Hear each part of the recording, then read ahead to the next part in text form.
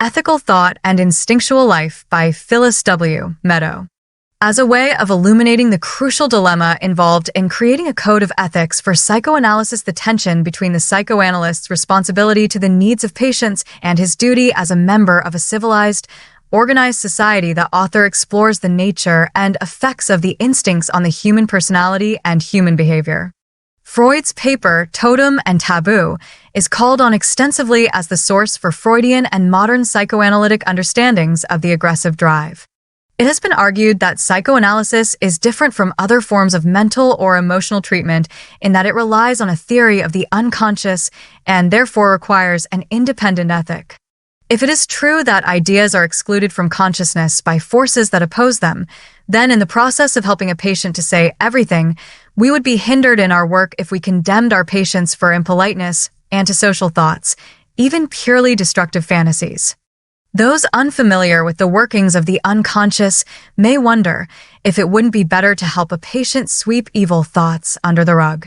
Articles in the New York Times, for example, Brody, 2000, Slater, 2003, have accused psychoanalysis of responsibility for the excesses of the trauma industry and the recovered memory movement that led to accusations against caretakers and nursery and elementary school teachers. One article, Slater, 2003, recommends that patients be taught to repress rather than remember. Unsanctioned by psychoanalysis, recovered memory groups seemingly attempted to imprint ideas on children's minds rather than letting what exists in the unconscious emerge on its own. The publicity about the recovered memory movement generated attacks on psychoanalysis, including these articles in the New York Times, for its endeavors in uncovering unconscious sexual and aggressive ideas. In addition, those unfamiliar with the workings of the unconscious may wonder what the evidence is for an unconscious. Anyone who has tried to convince another to give up a relentless and maladaptive pattern knows there is a powerful counterforce working in the individual against his even looking at unwanted ideas. In The Ego and the ID, Freud, 1923a, speaks to the naysayers, stating, "The reason why such ideas cannot become conscious is that a certain force opposes them. The fact that in the technique of psychoanalysis a means has been found by which the opposing force can be removed and the ideas in question made conscious renders this theory irrefutable." p. 14. What is it about this unconscious that demands a different ethic? The answer is complex and begins with the roots of our instincts as revealed in so-called primitive cultures. In Totem and Taboo, Freud, 1913b, describes how in indigenous Polynesian and Australian clans, every sort of thing is forbidden, but they individuals have no idea why, and it does not occur to them to raise the question. p. 21. If taboos are violated, punishment follows. Often, an innocent wrongdoer falls into a deep depression, anticipates death, and then dies in real earnest. Prohibitions, forbidding behaviors, are mainly directed against liberty of enjoyment and against freedom of movement and communication. In some cases, they have an intelligible meaning and are clearly aimed at abstinences and renunciations. Page 21. Taboos of indigenous Polynesians are not as removed from us as we may be inclined to think. The moral and conventional prohibitions by which we ourselves are governed may have some essential relationship with primitive taboos. An examination of taboos may throw a light upon the obscure origins of our own categorical imperatives. Many of our current codes of behavior represent repressed taboos in that they have their source in fear of demonic powers, a fear of, in Freud's words, freedom of movement and communication. We are told that the taboo prohibits anything that may provoke that demonic power, so when the taboo is violated, whether wittingly or unwittingly, punishment must follow. The demonic powers that the taboos are designed to control are the very ones that psychoanalysis tries to bring to light in making the unconscious conscious. To this matter, Freud writes, 1913b, "The most obvious and striking point of agreement between the obsessional prohibitions of neurotics and taboos is that these prohibitions are equally lacking in motive and equally puzzling in their origin. Having made their appearance at some unspecified moment, they are forcibly maintained by an irresistible fear. No external threat of punishment is required, for there is an internal certainty, a moral conviction, that any violation will lead to intolerable disaster. The most that an obsessional patient can say on this point is that he has an undefined feeling that some particular person in his environment will be injured as a result of the violation. Nothing is known of the nature of the injury, and indeed even this wretchedly small amount of information is more often obtained in connection with the expiatory and defensive actions than with the prohibitions themselves. Pages 26 to 27. The purpose of laws. Taboo is at the root of our moral precepts. It grows into rules of custom and tradition, and finally into law. We ask ourselves how to understand the connection between instinct and the laws that we invent to govern our behavior. Do our laws codify what we know instinctively? Should human instinct be reinforced by law? Does a person have to hear that murder is prohibited in order not to murder? As Freud, 1913b, quoting Fraser, put it, "There is no law commanding men to eat and drink or forbidding them to put their hands in the fire. Men eat and drink and keep their hands out of the fire instinctively for fear of natural, not legal penalties." Page 123. It seems that the law only forbids men to do what their instincts incline them to do. To Freud, it seems superfluous to have laws that prohibit what nature itself prohibits. Again, citing Fraser, Freud states, "Instead of assuming, therefore, from the legal prohibition of incest that there is a natural aversion to incest, we ought rather to assume that there is a natural instinct in favor of it." P. 123. Freud adds, "The earliest sexual excitations of youthful human beings are invariably of an incestuous character, and such impulses, when repressed, play a part that can scarcely be overestimated as motive forces of neuroses in later life." P. 124. Freud theorized the existence of a primitive horde led by a tyrannical father who kept all the women for himself and lorded it over his sons. The sons united to kill him. In these belief systems, parricide is symbolically repeated in worship of the totem. The totem animal represents the father who is murdered and then made sacred and taboo. Freud, 1913b, explains, "Each single one of the brothers who had banded together for the purpose of killing their father was inspired by a wish to become like him and had given expression to it by incorporating parts of their father's surrogate in the totem meal. But, in consequence of the pressure exercised upon each participant by the fraternal clan as a whole, that wish could not be fulfilled. For the future, no one could or might ever again attain the father's supreme power, even though that was what all of them had striven for. Thus, after a long lapse of time, their bitterness against their father grew less, and their longing for him increased." Page 148. In totemic religions, it became a duty to repeat the crime of parricide again and again in the sacrifice of the totem animal. He element of filial rebelliousness also emerges in the later products of religion. P. 145. Social fraternal feeling following the crime led to a transformation in social standards, such as the sanctification of blood ties, solidarity within clans, and protection of the group from a repetition against each other of the original crime of the brothers. Freud, 1913a, goes on to claim that in thus guaranteeing one another's lives, the brothers were declaring that no one of them must be treated as their father was treated by them all jointly. P. 146.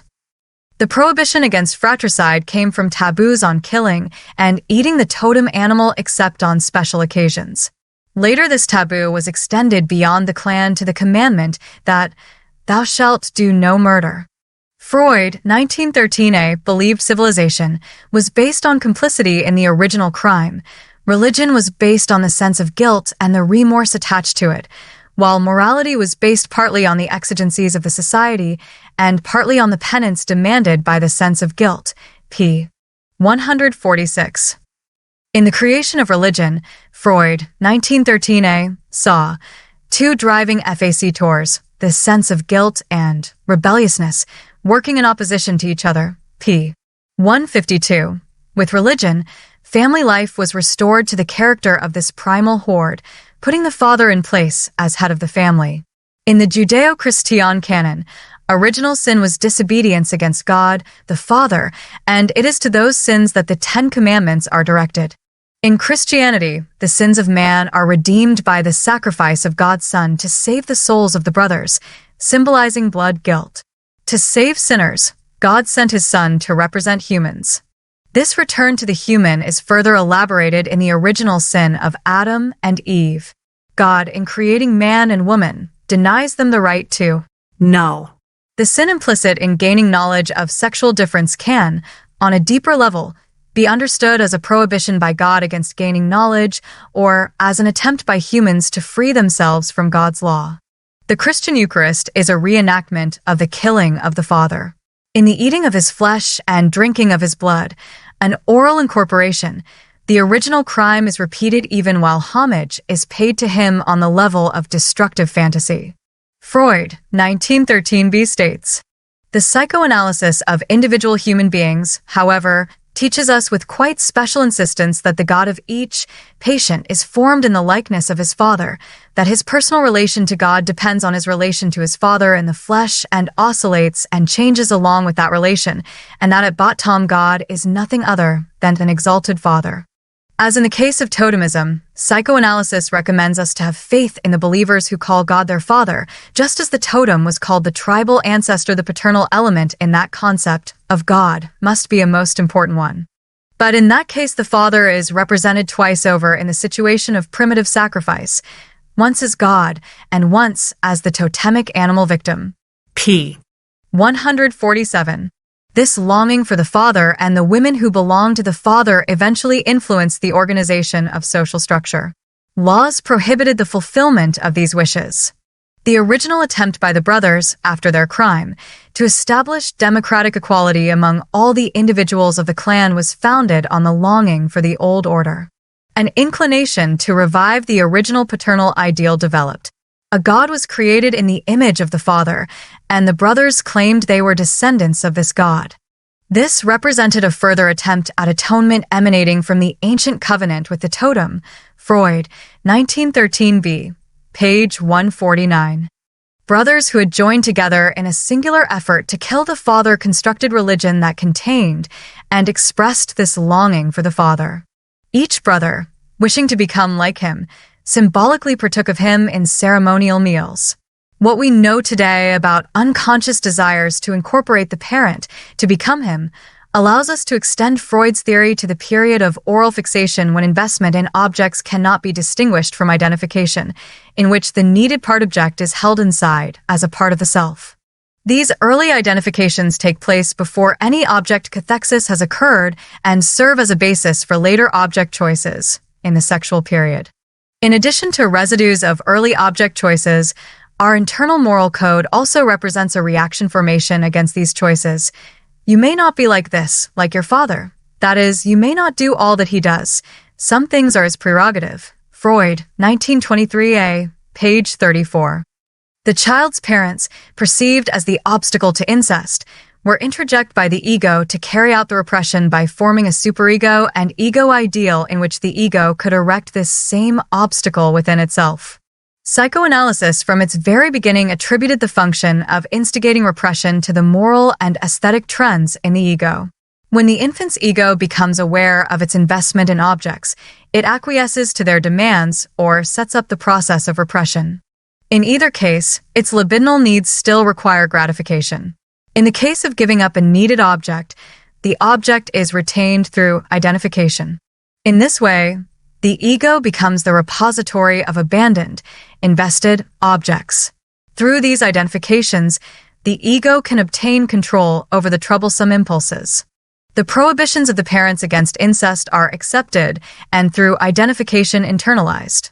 However, when identification breaks down, destructive impulsivity is no longer bound by libidinal forces in the personality, and at these times destructive actions may occur.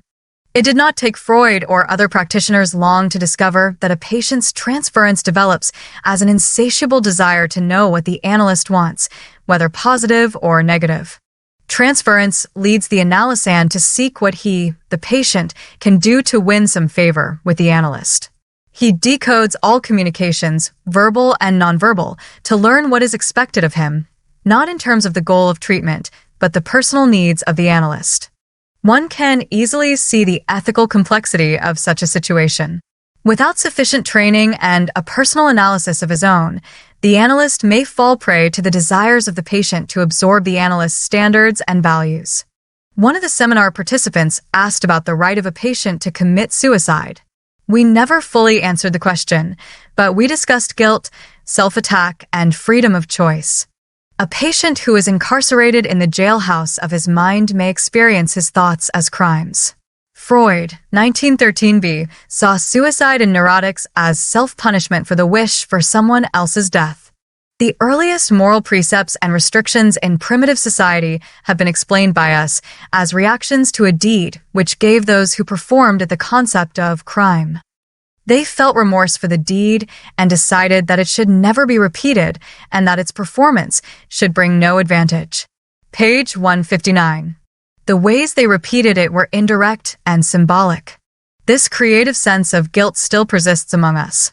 We find it operating in a social manner in neurotics and producing new moral precepts and persistent restrictions as an atonement for crimes that have been committed and as a precaution against the committing of new ones. If, however, we inquire among these neurotics to discover what were the deeds which provoked these reactions, we shall be disappointed.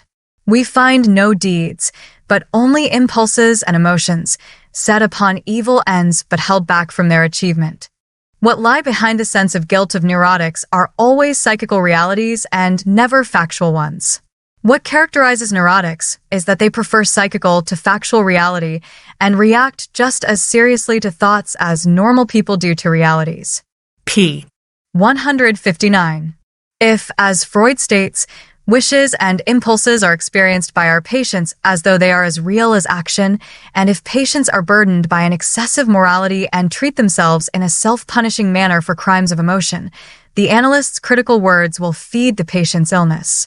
As we sit listening to patients, we have an important task in distinguishing those who are inhibited and unlikely to take destructive action from those who are action-oriented and may put their fantasies into practice. It would be unethical to inhibit expression of destructive fantasies by the inhibited ones. I had one patient who functioned on the border between the two. It posed a problem for me when she claimed to have killed her husband. What is the proper position for an analyst when there is some chance that a crime has been committed? A decision to report a possible crime and the issue of confidentiality conflict. Existing codes weigh heavily on the side of reporting. Had there really been a murder? It was true that her husband had died just before she made this statement in treatment. Some of her other behavior suggested there was a possibility that this was not a fantasy, but I could not be sure. This patient over a number of years had given up pieces of her delusional psychosis for fantasies of crime, which she regarded as getting back for what was done to me. Broken appointments usually meant she was hospitalized for the removal of some part of her body that needed fixing, from the removal of warts to a hysterectomy. She reported that she had robbed a bank and all the details were worked out, including the location of the bank and its layout. I could not uncover evidence, countertransference resistance, that a bank in that area had been robbed.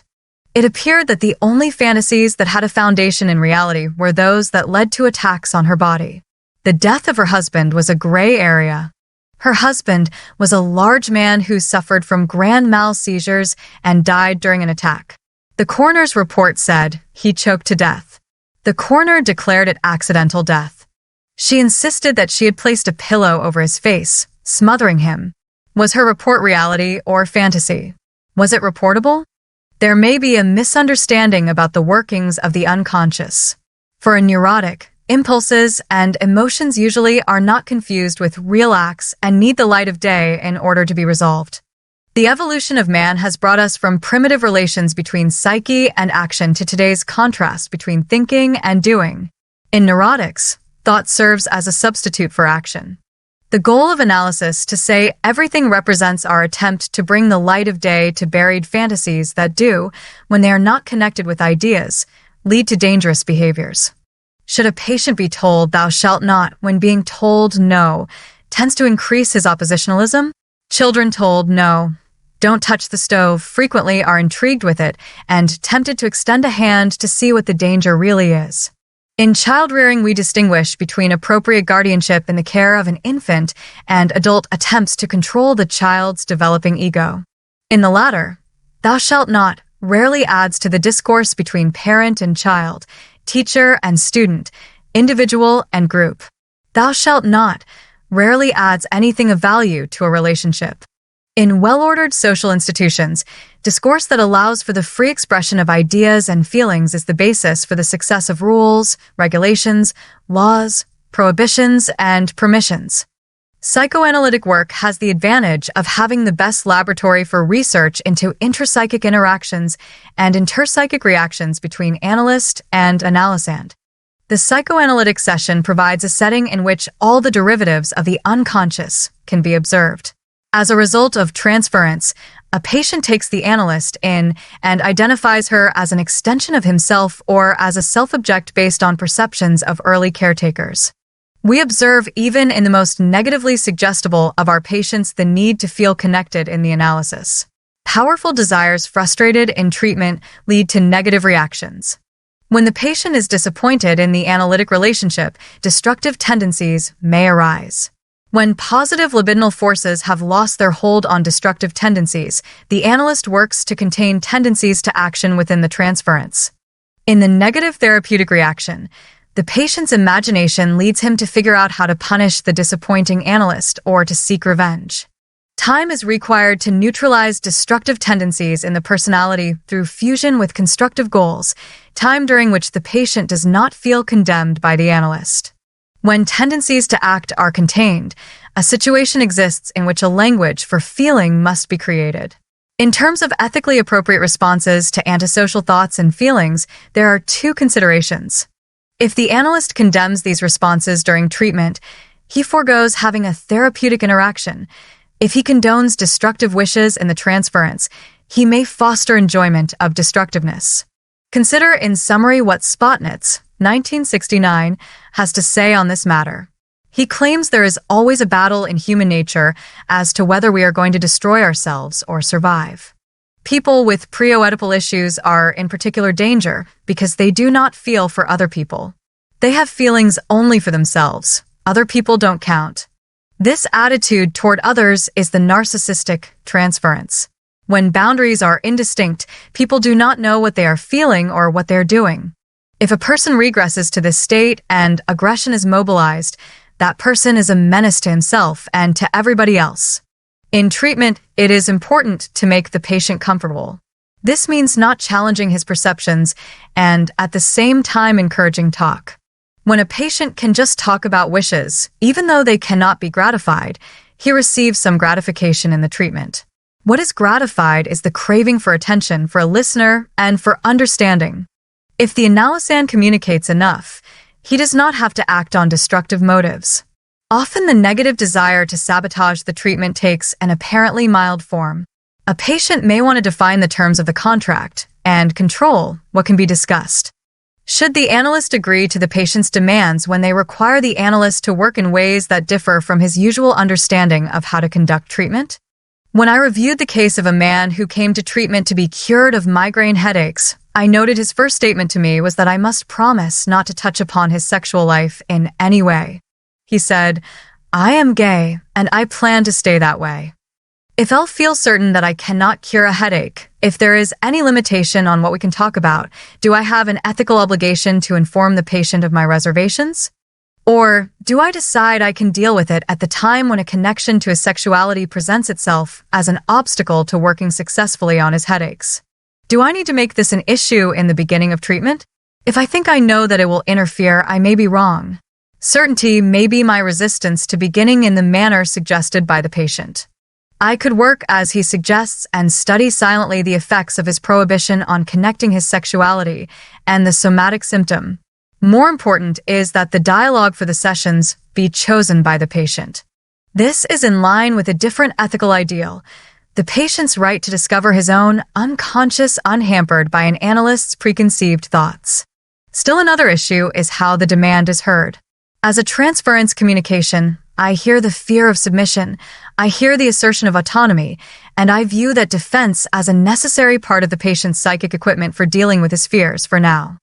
If analysis is successful, he may later be able to engage in more cooperative planning with others. Instead of thinking that I will be hampered in my work, I understand that this non-negotiable trait is what I will be working with. I try to remember that my role is to do whatever will help the patient to know himself. One of the messages he is giving me is that he has already linked his sexual adjustment to his headaches, but he is not aware of that chain of associations. Analysts deal with their own defenses at moments when the patient introduces a new possibility for conducting treatment.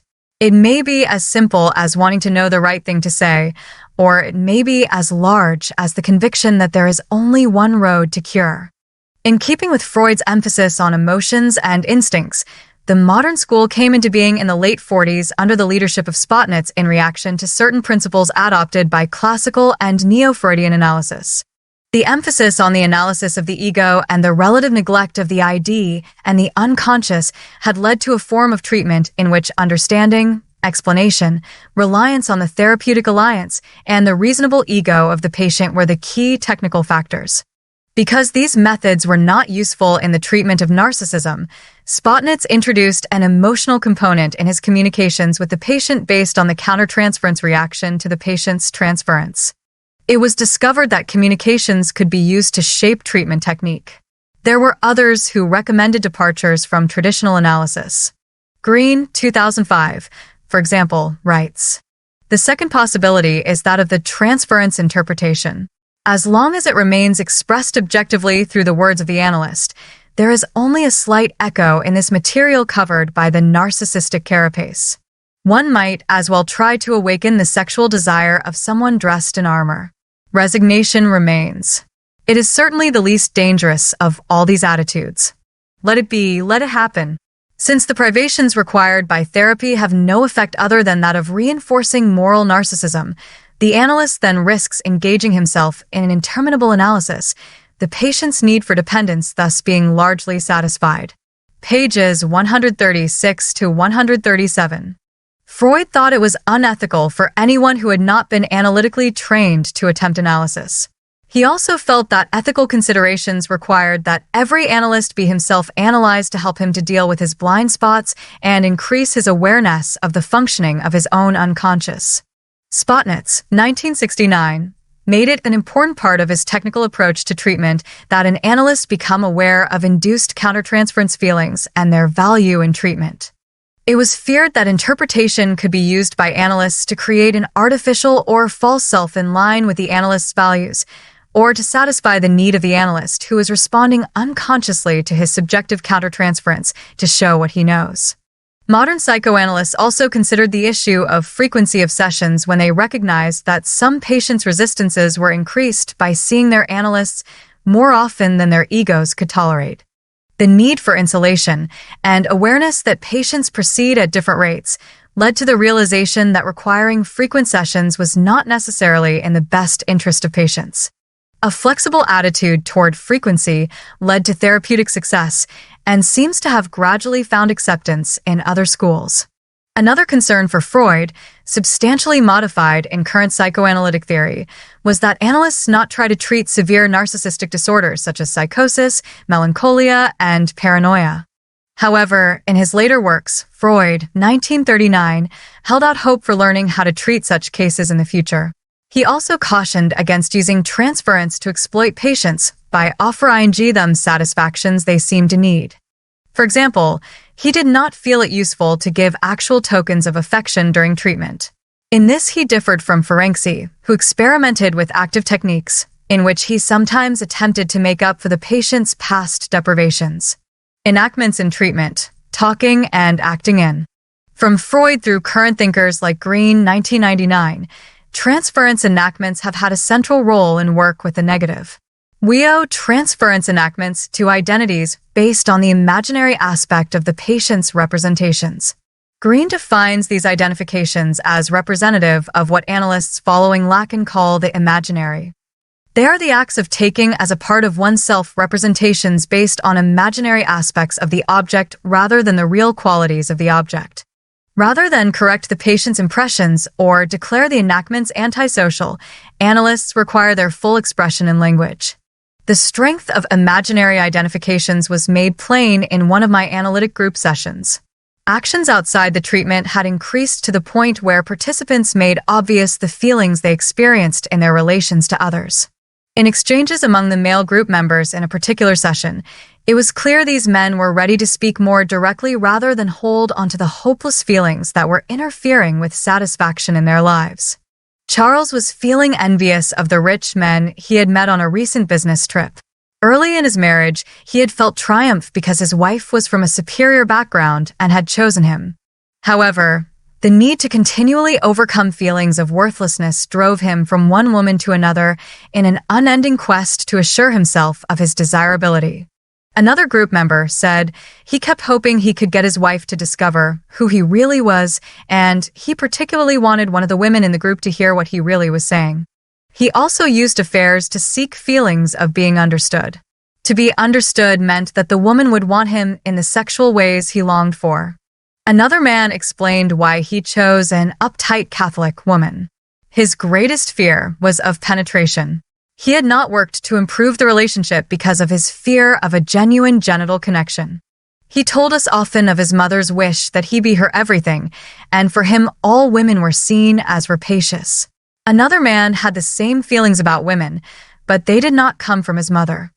He believed that I was more the rapacious woman than his mother, and also more whimsical. He wanted to give me everything I asked for, but he got confused and made mistakes in delivering the goods. He also chose a wife who was as capricious as I am. He became confused when asked what feeling lay behind his repeated attraction to unpredictable women. Another man who had lived in a marriage without sex for several decades asked the group why they dismissed him for not working on his marriage. In response, each gave a different reason, and this surprised him. He had the idea everyone just disliked him and had negative thoughts about him. One man said, "I realized that while you were talking, I felt you were talking to Dr. Meadow and that you were the special son, and I felt I could not express my thoughts to you because I would be taking you away from her." I remember Green's 1999 interpretation of the story of Ajax, the Greek hero who killed himself when Ulysses was recognized by the gods and awarded Achilles weapons. Ajax experienced the rejection as a loss of admiration. According to Green, possessions substitute for feelings of self-worth. Ajax sought revenge against Ulysses, but in the process went mad, and instead of punishing those he blamed, he destroyed flocks of their sheep. When he regained his sanity, he felt ashamed and with wounded pride killed himself, impaling himself on Hector's sword. Shame and wounded pride led him to abandon life. For the analyst, these are enactments of the conflict centered on self-worth. Enactments staged outside of sessions are attempts to present the problems the patient has with self-feelings without telling them to the analyst or to himself. Enactments are reported in sessions and talked through as part of the process of gaining control over impulses to punish or to hurt. All conflicts should come into the patient's fantasy life and be described in treatment. When there are no word representations for these conflicts, fantasy does not suffice. Action is needed. Sometimes the conflict is enacted in one's outside life, as above, sometimes in the transference, as when the analyst is treated either as unpredictable or rapacious. Modern psychoanalysts believe that interpreting reality to a patient does not make it easier for him to accept the limitations of social living. At times, interpretations are assaults, killing imagination, and the willing suspension of disbelief that is crucial to it. A psychoanalytic ethic, although a difficult one to conceive, could be achieved if our goal allowed for interactions that permitted anything that may be said between two people to be said. Can we design a code that encourages this? If saying everything is allowed, then analytic sessions provide the best-known opportunity to view the full person with all his base instincts exposed. Freud, 1930, did not believe in an innate human need to behave ethically. Ethics, he felt, come from society's attempt to control instincts. Replacement of the power of the individual by the power of the community constitutes the decisive step of civilization. Freud writes, "Members of the community restrict themselves in their possibilities of satisfaction, whereas the individual knew no such restrictions. The first requisite of civilization, therefore, is that of justice, that is, the assurance that a law once made will not be broken in favor of an individual. This implies nothing as to the ethical value of such a law. The liberty of the individual is no gift of civilization." Page 95. The peculiar process which mankind undergoes. is characterized by the changes which it brings about in the familiar instinctual dispositions of human beings to satisfy, which is, after all, the economic task of our lives. P. 96. Unfortunately, prohibitions are often laid down as rigid superego interdictions without the benefit of thought. When instinctual satisfaction is renounced, the patient may choose to make himself independent of objects, thus fostering the conditions in which schizophrenia may occur. In schizophrenia, longings are not experienced psychically. In extremes, there may be a killing of the instincts. Freud, 1930, says of the attempt by certain Eastern religions to achieve nirvana, if it succeeds, then the subject has, it is true, given up all other activities as well he has sacrificed his life, and, by another path, he has once more only achieved the happiness of quietness. P. 79. How many patients, tortured by overstimulation, feel stressed out and long to live life on a farm or to retire and be on permanent vacation? Freud notes, we follow the same path when our aims are less extreme and we merely attempt to control our instinctual life. Page 79. A less severe method of dealing with instincts is the development of psychical structures. Freud continues, in that case, the controlling elements are the higher psychical agencies, which have subjected themselves to the reality principle. Here the aim of satisfaction is not by any means relinquished, but a certain amount of protection against suffering is secured, in that non-satisfaction is not so painfully felt in the case of instincts kept in dependence as in the case of uninhibited ones. P. 79. Instincts are shifted so that they do not face external frustration. Longings can remain intact in the unconscious and achieve partial fulfillment through fantasies and dreams. However, there is an undeniable diminution in the potentialities of enjoyment. The feeling of happiness derived from the satisfaction of a wild instinctual impulse untamed by the ego is incomparably more intense than that derived from sating an instinct that has been tamed. P. 79. If the end product of analysis is to be the patient's freedom to discover what is for him a satisfactory life, the analyst will not decide his fate for him, force his own ideals upon him, or, as a creator, form him in the analyst's own image. Freud, 1919. We refused most emphatically to turn a patient who puts himself into our hands in search of help into our private property, to decide his fate for him, to force our own ideals upon him, and with the pride of a creator to form him in our own image and see that it is good. I still adhere to this refusal, and I think that this is the proper place for the medical discretion which we have had to ignore in other connections. I have learned by experience, too, that such a far-reaching activity towards patients is not in the least necessary for therapeutic purposes. For I have been able to help people with whom I had nothing in common, either race, education, social position, nor outlook upon life in general, without affecting their individuality. Pages 164 to 165.